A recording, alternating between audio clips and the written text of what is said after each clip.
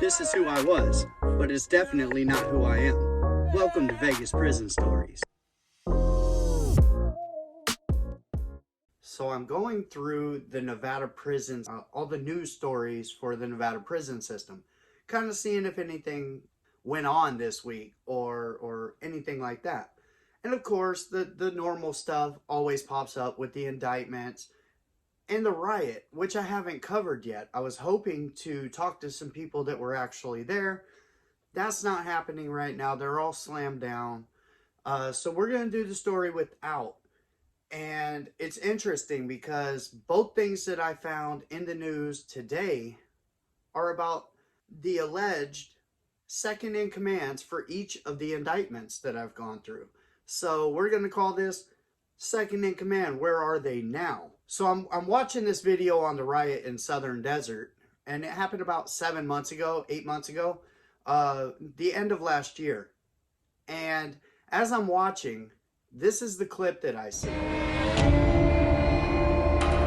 Inmates at medium security prison Southern Desert Correctional Center caused a riot on December 8th.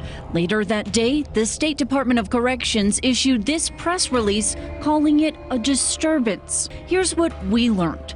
Inmates unlocked their own cells from the inside, refused orders, covered surveillance cameras, flooded the area with water, and took control of an entire prison unit. They used a metal bunk bed frame to block an entrance. When officers busted in and lined up in a formation, the inmates mimicked them with their own formation, some of them armed with prison-made weapons like shanks, threatening to kill staff. The ringleader, a known member of the white supremacist Aryan Warrior gang. The I-Team has learned tasers were used along with pepper balls, flashbangs, and grenades with spray to make it difficult for the inmates to see. Officers report having trouble breathing because of the smoke from fires the inmates had set and pepper spray. Lundquist says they didn't have the resources they needed. They should be getting commendations, not investigations. The I-Team has learned there was a scramble for officers to respond. They were called over from High Desert State Prison. An employee was even called in during a sick day. The Clark County Fire Department, Metro Police, and other departments were on standby. And while publicly the DOC claims 20 to 25 inmates were responsible for what happened, the I-Team has learned internally at least 40 are considered to be direct participants, and the department had planned to move more than 100 to other institutions. Now, the crazy thing is, the picture of the man that they show right there, when I saw it, I said, wait a minute, that's Little Dog. That's Little Dog Lutz right there. He's the one who was being called the street captain or the second in command in this 2018 indictment. Why would he be in Southern Desert? It just doesn't make any sense. I know that he had gotten out, he had maxed out his sentence, and now he's in Clark County Detention Center fighting this case. A whole bunch of charges, right? He's one of the very few that hasn't taken a plea deal, or the government isn't offering a plea deal to, which is probably very likely. It's crazy. So when I see this picture, I say, well, either the news is wrong, because if you're fighting an indictment, if you're fighting a racketeering charge, they're not going to put you on a medium yard. And Southern Desert's a medium prison. So I'm inclined to think that the news put up the wrong picture. If they didn't, how cold would that be? This dude pops off a riot right before he's about to max out his sentence, leaves with all this insanity going on, and just waltzes on over to CCDC to fight this case.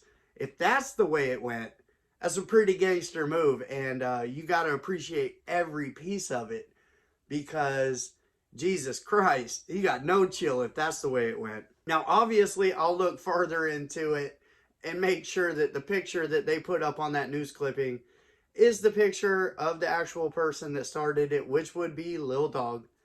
A wild story. I mean, everything's kind of intertwining itself at this point. That brings us to the 08 indictment. That's when Daniel Egan, was called second in command of this indictment. And I'm looking through the news today, and what do I see? Dano is on the run for murder right now. He It's all bad. Now in 07, Dano took a plea deal. He took a plea deal for 1 count of federal racketeering, and they hit him. They nailed him. They gave him 200 months. That's like 16 and a half years if you're counting. That's a lot. That's a lot for one charge. So in 2018, Dano was named as one of 4 suspects in the murder of another inmate in the Department of Corrections Colorado Buena Vista facility. Now, all 4 men were charged with the murder of this inmate. September of last year, Dano takes a plea. He takes a plea for 2nd-degree assault and strangulation. Somehow talks the judge into reducing his bail because he's already been let out on the Fed case. Now he's just fighting this next case for the inmate murder. So he talks this judge into dropping his bail to 50 grand while he's awaiting sentencing, I'm guessing. And the judge goes for it. So Dano, of course, bails out. If it's 50 grand, even at 15%, what are you talking, $7,500? And he gets out. After all these years, he gets out. Now his court date's coming up. His court date's coming up. He's been out since March. Court date was last Wednesday, like a week ago. And he blew it. He blew the court date. Of course he did. The man's been down for like 25 years straight. I would have blown that court date too. But that's what's going on with Dano right now. This is insanity. And I'm going to throw up another news clip. A manhunt is underway today for an accused killer who failed to appear in court in Chaffee County. Salida police say Daniel Egan should be considered armed and dangerous. Here with more is 9 News crime and justice reporter Matt Jablow. It never goes away. It's with you every waking day. In July of 2018, Kevin Massaro's son Matthew was murdered inside the Buena Vista Correctional Complex while serving a sentence for fraud, assault, and robbery. I was shell-shocked. The toughest thing about it was having to tell my grandson the next day that his father had been killed. And that was just a brutal event. 4 other inmates were charged with Matthew Massaro's murder, including Daniel Egan. He's a very dangerous individual. A career criminal with a record involving guns, drugs, and stolen cars, Egan was serving a 16-year federal racketeering sentence for leading a white supremacist prison gang. In March of this year, he was released from federal custody on that charge.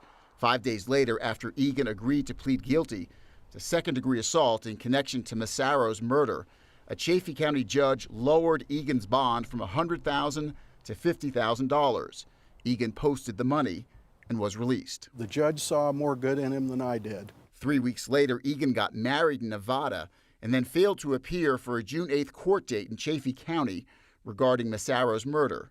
A warrant was issued for Egan's arrest, but so far, he has not been caught. Real deal, I'm just trying out these news clips with this story too, which is pretty cool. It's just a little short video, kind of a where are they now, the ADUB indictment, second in charge. I'll get to Lil Dog in the indictment video. He's still fighting his case though, so the information on him isn't really going to be something I'm looking to put out there. But at least, you know, we'll kind of go through what they've charged him with, at least what they alleged that he's done. And then we'll find out if it was actually Lil Dog that set off the riot in Southern Desert. That would be a crazy story. We'll be following to see what goes on with both of these. I'll get that out as fast as possible when I find out. So I appreciate each and every one of you. Thank you for stopping by and watching this little video. Let me know in the comments what you think about the adding of videos, since Frank from Frank's Positive Vibes put me onto it. And I think it's really going to help the channel.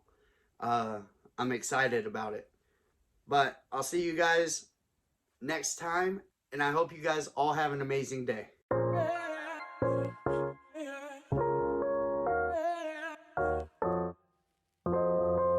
This is who I was, but it's definitely not who I am. Welcome to Vegas Prison Stories.